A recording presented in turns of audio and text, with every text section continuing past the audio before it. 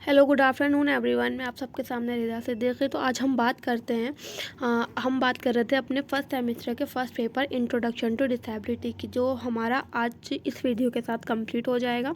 तो आज हमारा जो टॉपिक है वो 5 यूनिट का लास्ट सब यूनिट है 5.5। आज इस टॉपिक के साथ आपका इंट्रोडक्शन जो पेपर है वो पूरा फिनिश हो जाएगा। अब बाकी आप लोग देखो कि आपको जो फर्स्ट वीडियो से आज तक की वीडियो में कुछ प्रॉब्लम है तो देन वो आप मेरे साथ शेयर कर सकते हो। अदरवाइज़ अगर आपको कोई प्रॉब्लम नहीं तो बहुत अच्छी बात है। अब हमारा ये पेपर मतलब फाइनली ख़त्म हो चुका है। तो आज हम पहले अपने टॉपिक पे बात कर लेते हैं। क्या टॉपिक है? तो हमारा 5.5 है role of information and communication technology ICT। Information मतलब कि कभी कभी इस तरह से फुल फॉर्म भी मालूम कर ली जाती है कि ICT के फुल फॉर्म क्या है। तो information and communication technology in disability inclusive service, कि हमारे दिव्यांगता समावेशी में किस तरह के सर्विसेज प्रोवाइड किए जाते हैं इसके डेवलपमेंट प्रोग्राम के लिए। तो इन्होंने मालूम कर रखा है, रोल भूमिका मालूम करी है। आगे देखें क्या बात कर रखी है। अब हम सभी जानते हैं इस चीज़ को कि आजकल एक हमारे प्रधानमंत्री का एक सपना है कि डिजिटल इंडिया बनाया जाए। तो जब जिस तरह से हम एक सामान्य व्यक्ति हम हर वीडियो में रिलेटेड बात करते हैं कि जब बात आती है अधिकार की या हक की, कि जिस तरह से सामान्य बच्चों को जो है एक बराबर का हक अधिकार दिया जा रहा है, तो इन बच्चों को भी हर एक फील्ड में क्या है बराबर का हक दिया जाना चाहिए। हमें सभी जानते हैं कि जो इन हमारे डिजिटल युग है, डिजिटल युग में क्या है, हर आजकल हम अपने सारे काम नेट से करते हैं, ऑनलाइन करते हैं। बिल पेमेंट करना हुआ, अपने टिकट बुक करने हैं किसी चीज़ के, हमें कुछ खाना ऑर्डर करना है, सब काम हम क्या करते हैं ऑनलाइन अपने फ़ोन की सहायता से कर सकते हैं।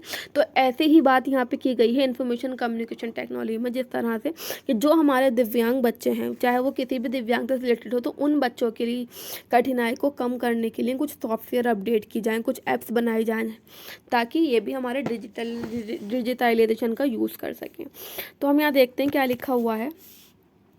तेज़ी से बढ़ते डिजिटल युग में सूचना और संचार हमारे समाज में उन सदस्यों के प्रति इस प्रतिबंधा को पूरा करने के नए तरीके पेश करता है। हम सभी जानते हैं जो हमारे समाज के सदस्य हैं, किस तरह से हम अपने नई नई जो हमारा इन्वेंशन होता है चीज़ों को, उसको हम यूज़ करते हैं। कोई नई एप्लीकेशन आई है, फेसबुक है, इंस्टाग्राम है, सारी जो हमारी एप्लीकेशन है बाय बाय क्या है इंक्रीज़ होती थी और अपडेट भी होती थी। तो हम जब भी वो चीज़ें हमारी अपडेट होती थी हम उसको यूज़ भी करते हैं ना।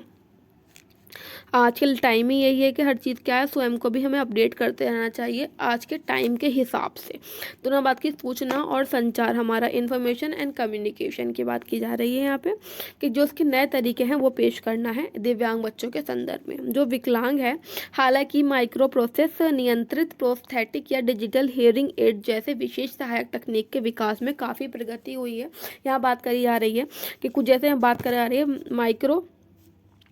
माइक्रो प्रोसेस नियंत्रित प्रोस्थेटिक्स या डिजिटल हेयरिंग एड जो बच्चे हमारे सुन नहीं सकते हैं उन बच्चों के लिए डिजिटल हेयरिंग एड्स हैं, या फिर माइक्रो प्रोसेस प्रक्रिया है, प्रोस्थेटिक्स प्रक्रिया है। ये कौन से संदर्भ में काम करते हैं? हमारे विकलांगता के क्षेत्र में ही क्या है ये इन्वेंट हुआ है। काफ़ी हमारा इस क्षेत्र में भी विकलांगों के प्रति क्या है डिजिटल इंडिया का जो हमारे सहायक तकनीक है उसका क्या हो रहा है, विकास हो रहा है, प्रगति हो रही है।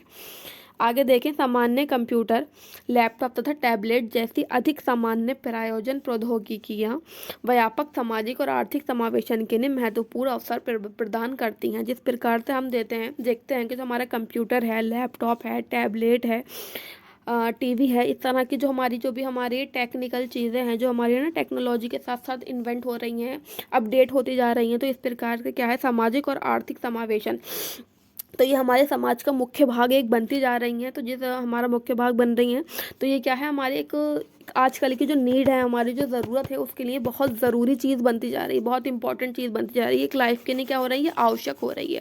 तो हम अपने लाइफ में समावेशन करने के लिए कि हमें लाइफ में क्या है इंक्लूसिव सेटअप, चाहे वो किसी के लिए भी यूज़ कर सकते हैं हम, वो इस तरह की एप्लीकेशन का निर्माण होना चाहिए।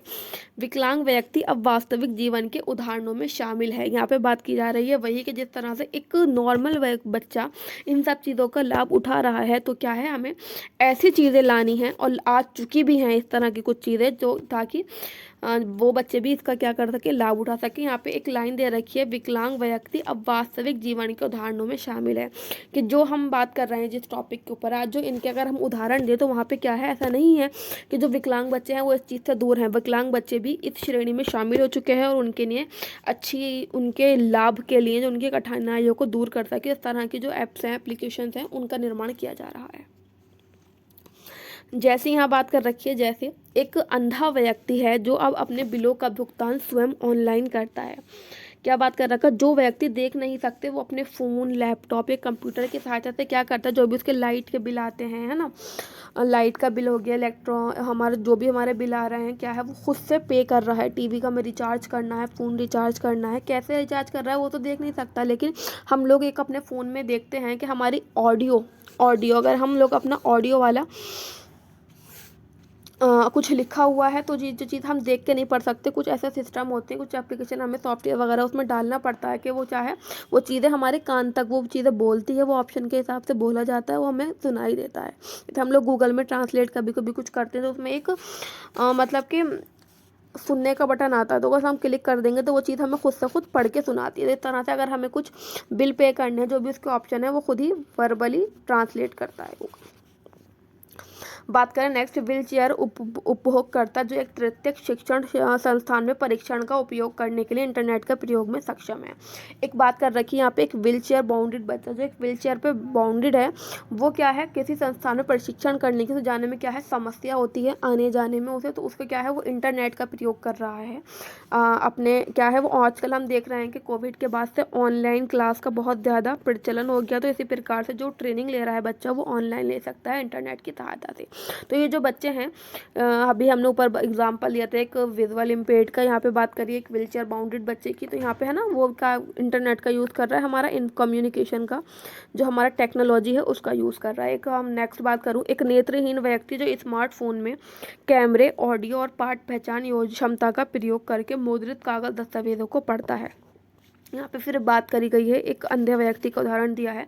एक अंधे व्यक्ति है जिसके फ़ोन में, स्मार्टफोन में के कैमरे में क्या है, ऑडियो लगी हुई होती है ना, तो पाठ जो भी उसके ऑप्शंस हैं वो क्या है, हमें कानों में सुनाई देते हैं। जो अगर हमें कुछ दस्तावेज या पाठ पहचान करना है, हमें यहाँ लिखा हुआ है, तो वो क्या है, वो दस्तावेज को पढ़ने के लिए उसे देखने की ज़रूरत नहीं है, वो खुद ही ऑडियो के थ्रू उसे सुनाया जा सकता है। तो इस तरह के जो हमारी ऑप्शंस में क्या है अपडेट हुए हैं, हमारी एप्स एप्लीकेशन आई हैं इस तरह की, तो ये बच्चे ये किसके लिए वर्क करती है, हमारे दिव्यांग बच्चों के लिए वर्क करती हैं।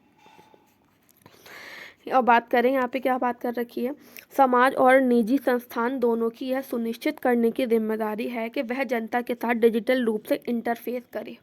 जो हमारी सरकार है, अभी हम देखते हैं कि हमारा जो बात चल रही है, एक सफल सपना डिजिटलाइजेशन की बात चल रही है, बट कुछ कुछ जगह हम ये भी देखते हैं कि अभी पूरी तरीके से जो हमें ऑनलाइन पेमेंट करना है वो वाली फैसिलिटी अवेलेबल नहीं है। अभी अभी हमें अपने पास कैश रखना पड़ता है, अगर हमने कुछ सामान लिया है, दिया है, कुछ खाने का खरीदा, जो भी हमें कुछ अपना लेन देन करना है, वो अभी हम पूरी तरीके से क्या है ऑनलाइन नहीं करते, वो अभी हमें कुछ ना कुछ कैश अपने पास रखना पड़ता है। तो यहाँ बात की जा रही सरकार है हमारी, और जो निजी संस्थाएं इस पर कार्यरत कर रही हैं, उनकी ये जिम्मेदारी बनती है कि क्या है वो डिजिटल रूप से इंटरफेस करे, जैसे कि वेबसाइट, ऐप और इलेक्ट्रॉनिक कियोस्क का उपयोग उन लोगों द्वारा किया जा सकता है जो नेत्रहीन या गतिशील से प्रभावित हैं। अफसोस की बात यह है कि सार्वभौमिक रूप से ऐसा नहीं है। यहाँ पे क्या बात करी जा रही है कि हम लोग देखते हैं कि अभी हमने बात की कि हमें सारे जहाँ पर जो हम अपना एरिया में कहीं घूमते हैं, जो अभी रूरल एरिया हैं, इस तरह के एरिया में अभी ये फैसिलिटी प्रोवाइड नहीं की गई है, ताकि लेकिन जो वहाँ पर बच्चे हैं, इस तरह के दिव्यांग बच्चे हैं, उन्हें आज भी वही प्रॉब्लम क्या है सामना करना पड़ता है। आगे देखें क्या लिखा हुआ है, कैरिबियन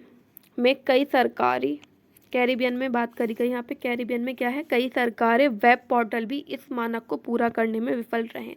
जैसा हम चाहते हैं कि जिस तरह से एक पूरा डिजिटलाइजेशन बचे, तो वहाँ पे कैरिबियन की बात की जा रही। कैरिबियन में कई सरकारी जो वेब पोर्टल हैं वो भी क्या है, जो हमारे इस मानक है, एक हर चीज़ का एक मानक होता है, उनका क्राइटेरिया होता है, उस क्राइटेरिया को क्या है पूरा करने में अभी विफल रहे हैं, अभी वो उनकी पूरा सफल नहीं हो पाए हैं। तो स्पष्ट रूप से जो हमारी ICT इंफॉर्मेशन कम्युनिकेशन टेक्नोलॉजी विशेषज्ञों को यह सुनिश्चित करने के लिए प्रशिक्षण की आवश्यकता है, जो कि वे जो सिस्टम बनाते हैं और सेवाएं प्रदान करते हैं वे डिजिटल सामग्री के लिए स्थापित एक्सेसिबिलिटी दिशा निर्देश के रूप हैं।